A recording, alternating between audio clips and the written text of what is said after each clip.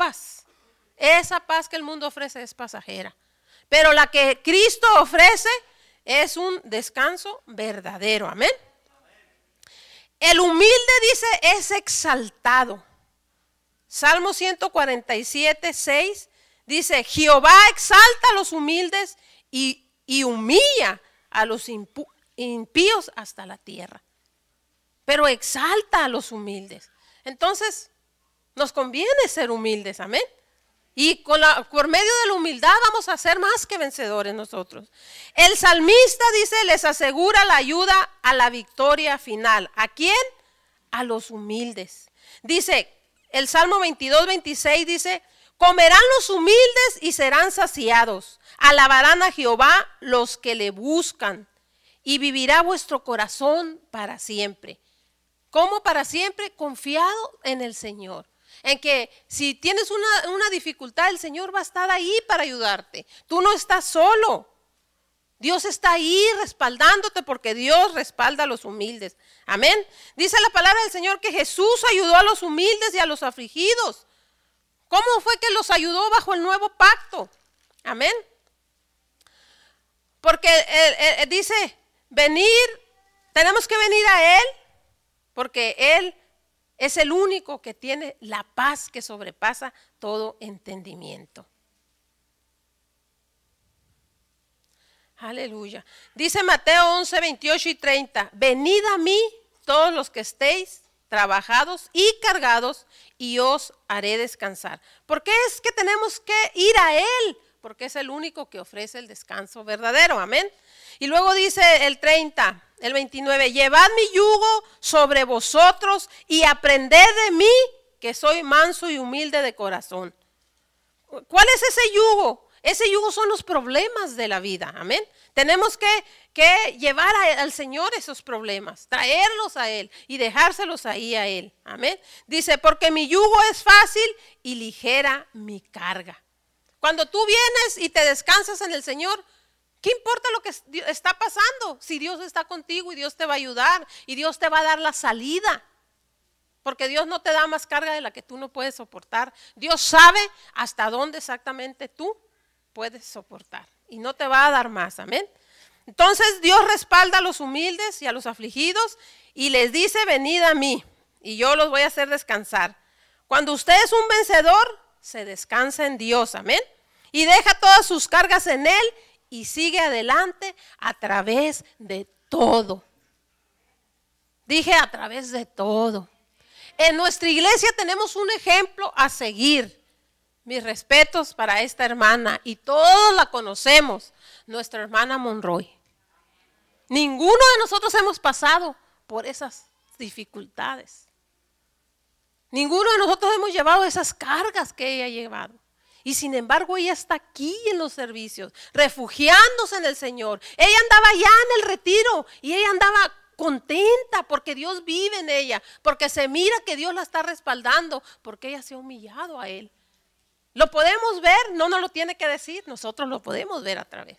Y hay alguna gente que a esa gente es a la que nosotros nos debemos de aprender de ella, apegarnos a esa gente. Amén. Porque Dios ha ayudado bien mucho a la hermana Monroy. Amén. Dios se deleita en los que tienen un espíritu humilde. Amén. Y todo creyente, todos nosotros debemos de pedir un espíritu de humildad a nuestra vida. Amén. Para poder ser agradables a Él, tenemos que ser humildes. Dice Gálatas 5:23 que debemos tener un espíritu de mansedumbre, de templanza. Estos son los frutos del espíritu, amén. Y estos frutos son productos de dejar nuestra vida al control de Cristo. Cuando tú pones tu vida al control de Él, tú tienes dominio propio, amén. Porque dice la palabra del Señor que Él nos ha dado ya dominio propio. Tenemos que entonces, a través de la palabra, ir a Él y decirle, Señor, está pasando esta situación y estoy enojada y el enojo quiere venir a mí, pero lo reprendo en el nombre de Jesús, porque tu palabra dice que tú me diste un espíritu, a mí, de mansedumbre, y que tú me diste a mí dominio propio. Por lo tanto, esta situación no se va a salir de mis manos porque está bajo tu control. Y ahí se le echa la carreta ahí a Él, ¿verdad? Y Él lleva todas nuestras cargas, porque así dice la palabra del Señor. El Proverbio 16:19 dice, mejor es humillar el espíritu con los humildes que repartir despojos con los soberbios. Entonces, juntémonos entonces con los humildes, amén, para que se nos pegue, para contagiarnos. Amén, Dios ama la humildad. Otro punto, para ser vencedores tenemos que ser temerosos de Dios. Tener a Dios un temor santo. Amén, porque la palabra del Señor nos dice, en Proverbios 8:13 dice, el temor de Jehová es aborrecer el mal. Cuando tú tienes temor a Dios, el pecado tú no lo vas a dejar entrar a tu vida porque tú aborreces el mal. Y el pecar es algo malo delante de los ojos de Dios. Entonces, mientras más se respete y se tema a Dios, más se odiará el mal, más se odiará el pecado, más te apartarás tú de lo que no le agrada a Dios. Amén. El amor a Dios y el amor al pecado no pueden coexistir, no pueden ir juntos. Amén. Tienes que amar a Dios y aborrecer el pecado. No puedes amar a Dios y amar el pecado. El pecado tiene que huir de ti. ¿Y quién lo va a hacer huir? Usted y yo únicamente. Amén. El temor de Dios, dice, debe hacer que los creyentes se aparten del mal. Proverbios 16:6 dice, con misericordia y verdad se corrige el pecado, y con el temor de Jehová los hombres se apartan del mal. ¿Cómo es que nos podemos apartar del mal? Teniendo temor a Dios. Amén. Si no tenemos temor a Dios, todo nos va a parecer que lo podemos hacer. Pablo decía, todo me es lícito, pero no todo me conviene. Todo lo podemos hacer, sí, pero Dios nos dio libre albedrío. Escoge qué es lo que vas a hacer, agradar a Dios o agradar al diablo. No hay otro camino. La decisión es tuya y la decisión es mía.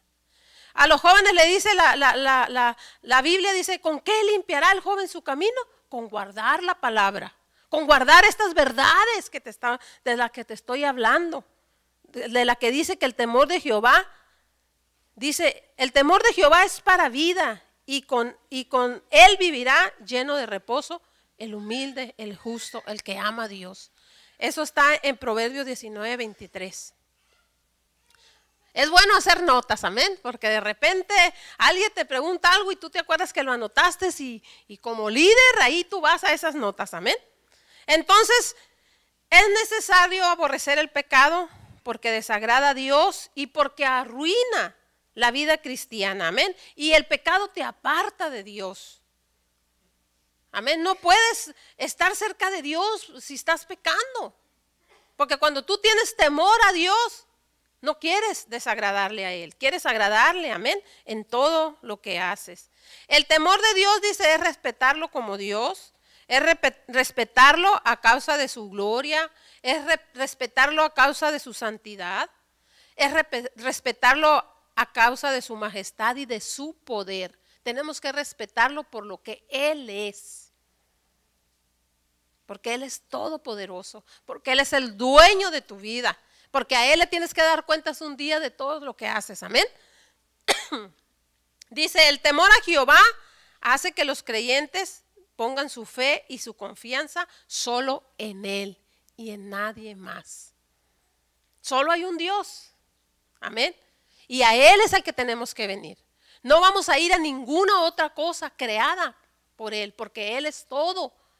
Y el temor a Dios es el que te hace que tu fe solamente sea a Él. El temor a Dios, dice, hace reconocer que es un Dios y que es un Dios que está enojado con el pecado. Amén. Y que tiene el poder, la autoridad para castigar a los que pecan. Cuando Adán y Eva pecaron, temieron a Dios, trataron de esconderse. En Génesis 3:8 dice la palabra del Señor que oyeron la voz de Jehová Dios y que se paseaba en el huerto al aire del día, dice. Y el hombre y la mujer, dice, se escondieron. ¿Por qué se escondieron? Cuando Dios le dice, ¿dónde estás? ¿Por qué te escondiste? Porque te temíamos, le dijeron. ¿Por qué temían? Porque